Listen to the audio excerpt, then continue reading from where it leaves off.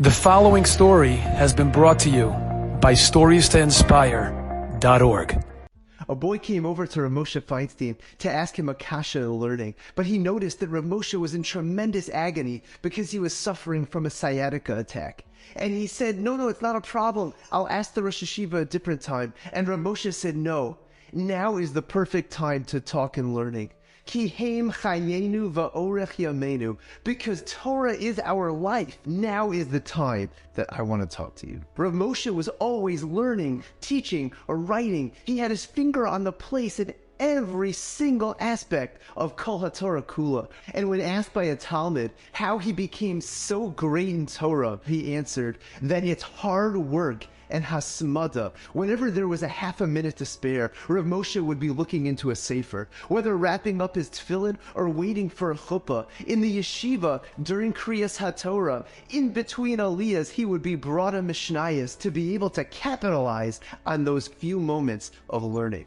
Torah was his love and his passion, and he understood that everybody in Klal Yisrael has the ability to achieve that greatness. Like the story told over by Rabbi Ephraim Eliyahu Shapiro about a young boy who thought that it would be funny to prank call one of the Gedolei Hador of Moshe Feinstein. And at 11:30 at night he called up and the Rebbitzin told him that he's sleeping. Should I wake him? And he said yes.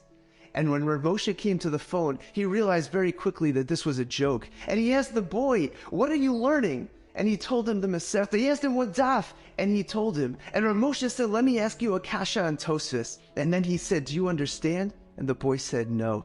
And he learned the Gemara, Rashi, and Tosfos together with this boy over the phone at this late hour until he finally understood. And at that point, he said, now let me explain to you my kasha on Tosfos.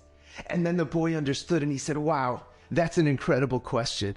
And the boy was crying and his parents came over and said, what's wrong? He said, Rav Moshe Feinstein believes in me. And if he believes in me, then I should believe in myself. And moving forward, I'm going to commit myself to real learning.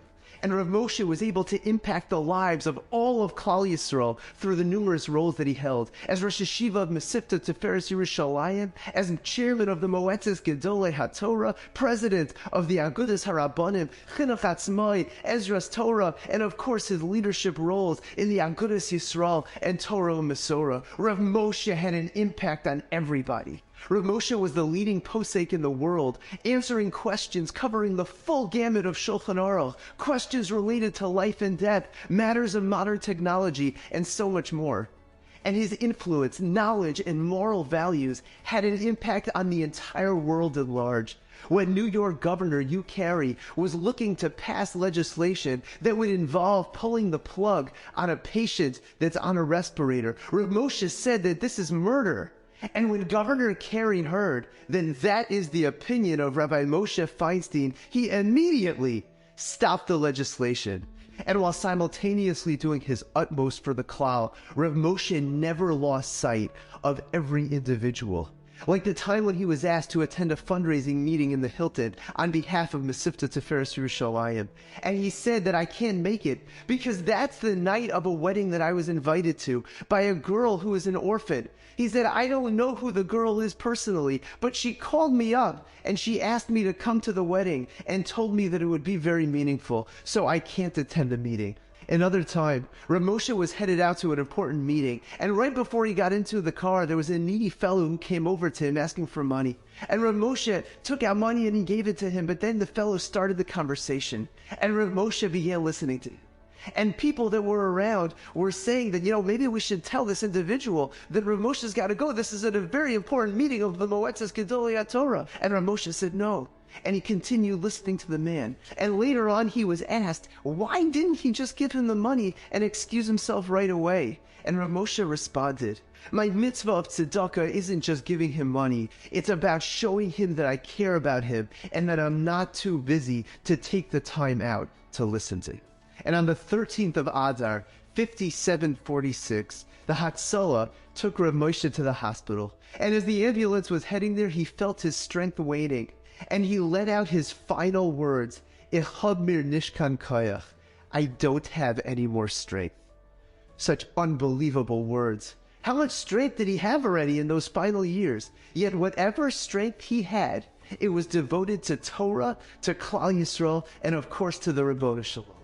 The police department prepared for the largest funeral that American Orthodoxy had ever known. Over 100,000 people packed the streets of the Lower East Side. Businesses chartered buses in order for employees to be able to attend. Schools all gathered together to be able to show their respect to Reb Moshe. And when he was taken to Eretz Yisrael, over 250,000 people gathered together for this levaya, making it the largest funeral since the times of Rabbi Yochanan ben Zakkai.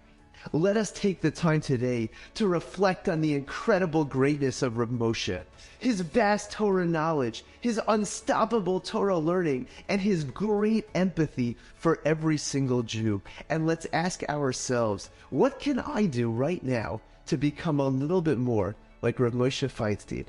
Enjoyed this story? Come again. Bring a friend.